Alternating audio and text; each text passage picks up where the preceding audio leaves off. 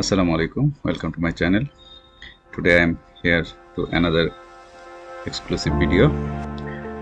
Today I would like to share step-by-step tutorial on how to install Graphical User Interface on WSL2 and Kali Linux.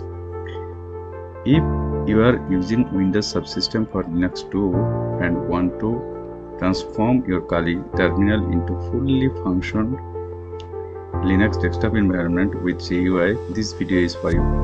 You will learn here how to set up WSL2, how to install Kali Linux from Microsoft Store, how to update and upgrade your Kali system, everything.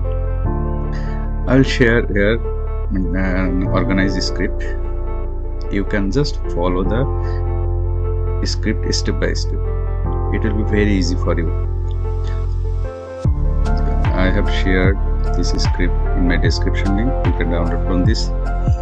And I would like to request you, if you are new in my channel, please subscribe and help me to grow my channel.